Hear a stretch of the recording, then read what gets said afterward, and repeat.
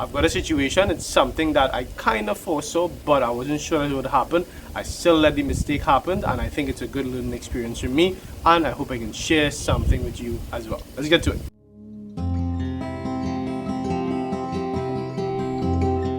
Hello everyone, thank you so very much for joining in. This is a very windy day here in the Trinidad Gardeners Garden, the new Trinidad Gardeners Garden, and I hope that hello everyone, thank you so very much for joining in. This is Dylan from the Trinidad Gardeners channel, and I'm so glad that you're here for this video. It's a very windy day in the Trinidad Gardeners Garden, this new Trinidad Gardeners Garden, and I have a situation going on in the garden today that's been going on for some time, and it's due to something that I knew was a possible mistake when I started this little experience here, and it's confirmed now, and I think I have an idea of what I can do to turn around the situation. So what I have going on is I have some tomato plants here, and they grew really high, but they're not producing any fruit. Normally you would think that it's because of some nutritional issue, some problem going on in the soil, but the difference is that the difference in this situation is that I have other tomatoes that's planted the exact same way, exact same soil, and they're producing fruit.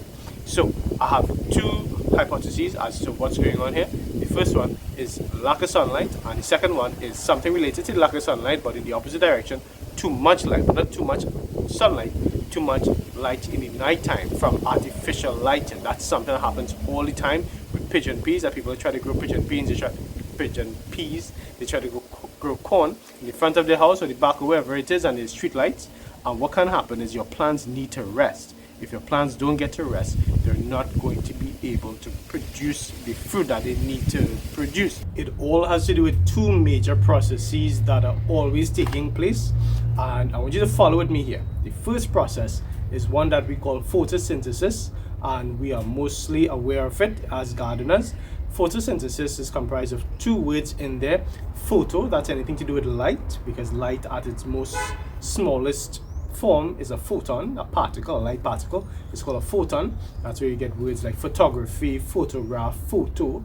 And then synthesis is the process of making something and transforming the shape of something. That's why clothes and whatnot, we call it synthetic, because it's created. It's something that's made. It goes through a process. You don't just get clothes like this. You get the wool or the cotton or the polyester, and then you make it into something. So photosynthesis together is the process of making something, the synthesis side, with light, with photons, photosynthesis. Now, that process requires light, of course, and we primarily depend on the sun for this, even though other forms of light can also grow plants. People use grow lights, or any kind of light really will have a certain level of photons that can grow plants. Of course, grow lights are designed to do it a little bit better. On the other side, you also have, during photosynthesis, plants will take in carbon dioxide from the environment, mainly in the daytime, and it'll convert that carbon dioxide into oxygen. That's why they say to plant plenty plants, because it's going to pull the carbon dioxide, which we don't want as humans, and give us more oxygen, which we do want and we do like as humans. That's photosynthesis, which takes place mainly in the daytime. That's why we give our plants a lot of sunlight to have access to do photosynthesis. On the other side, you have something that's called respiration, and that is, it sounds like breathing, right? Which it kind of is. Respiration is something that's taking place with plants all the time. It takes place in the daytime as well, but primarily it takes over in the nighttime. Why does it take over more? Because in the nighttime, plants don't have, or they're not normally meant to have, a lot of access to light, so they can't do photosynthesis. So the only process that they can do is respiration.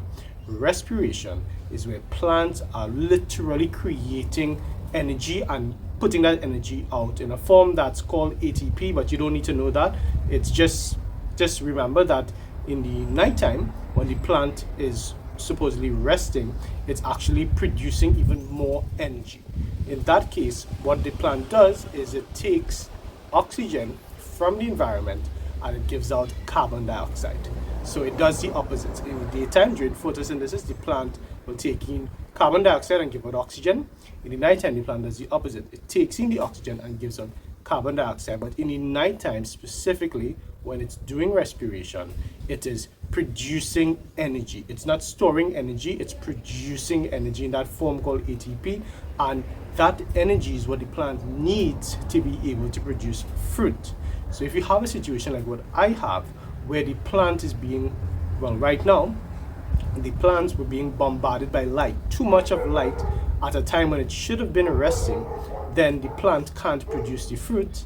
As well as if the plant wasn't getting the full access to the sunlight when it's supposed to be doing photosynthesis, it's also not going to have the energy to be able to produce the fruit. So therefore, what I have done and what I intended to do is I would take the plant from where it was located, where I knew it was having problems with access to sunlight, problems with having too much exposure to light in the nighttime, and I would put it somewhere else where it would have more darkness when the night has come, but also better access to sunlight in the daytime when it's supposed to be doing photosynthesis, so that the two processes that I started off talking about, photosynthesis and respiration, would be well catered for, and the plant would be able to do what it had to do at the appropriate time. Now, let me just correct something, not really correct, but let me just clarify. Respiration also takes place during the daytime. Respiration can happen, so the plant can actually be taking in both levels of oxygen and carbon dioxide and giving out the same thing, but it's more pronounced in the nighttime. And the oxygen that we want from plants, it will be produced only in the daytime. So we're going to be looking now to see what were the results of the plant that I removed from where they were initially, where I was having the problem with them not producing fruit, and to where they are now. Look at this. This exact same tomato plant was on the side before, where it was not getting the adequate sunlight in the daytime, and it was getting bombarded by light from that night light in the night. So the plant wasn't getting to respect the regular cycle that the plant is basically designed to do by the evolution of the plant. So now it is able to do that, and look, now the plant has fruit on it, whereas for weeks before it was producing flowers were just getting sick, closing up, dropping, not producing fruit, and now you have fruit on it. I'm just so happy that I didn't just allow it to happen the way that it was happening, and I did something about it, because it did rectify the situation. So needless to say, you could probably hear it in my voice, but I was just so happy that what I started off talking about made some kind of sense, and in the real world we saw the results. Between the start of this video to now, it's been about a week and a half, and in a week and a half, immediate fruit set. And I just want to point out that it's very common that when you have problems like this, lack of fruit set or any problem with the flowers falling off, immediately the first thing to go with for many people is some kind of nutrition deficiency, and that's very easy.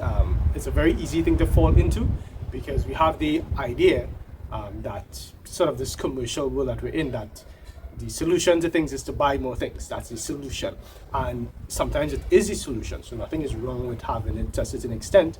But very often with plants, especially in an organic garden, organic home garden, all we have to do is simply understand the natural processes that the plants are going through to be able to rectify issues that we have, whether it's pests, whether it's fruit set, whether it's growth problems. It's, sorry about the wind if you're hearing it. All we have to do is just kind of understand the natural processes, and if we are able to understand them and respect them and work with them, then we can have a better chance of having a really good harvest. So I really hope that you've learned something from this video. I hope that you've enjoyed it, of course. More importantly, I hope that you're learning, you're seeing what we can do. And as I said, it's a problem that oftentimes you'll see it with corn. The corn gets 10 feet tall and then no actual fruit. You know, you're really happy that it's so high and it's so big, but then you don't get fruit from it, so then it's not really serving the purpose of it. That's why very often people will look for a shorter, stockier, sturdier plant when they're buying plants than something that's really tall and sort of lingy. You all know that word. It's kind of, you know, thin and wobbly like that. So I really hope that you will share this video, share the information with anybody that you know that may be having this problem or may want to be aware of it, and any other gardening tips that I could probably help them out with, or you know, you feel free to share the video and the channel with them. So let's help each other in this time to grow as much food as we can at home. Remember that you can follow us on Instagram, TikTok, and Facebook to see more content coming from Trinidad Garden, especially of course on TikTok. I know I've been a bit off of the ball on Instagram and on Facebook. But you know, life happens. But again, TikTok, you know, feel free to go and check it out. And remember, as always, this has been Dylan from the Trinidad and Tobago channel, reminding you to get up and get growing. Take care.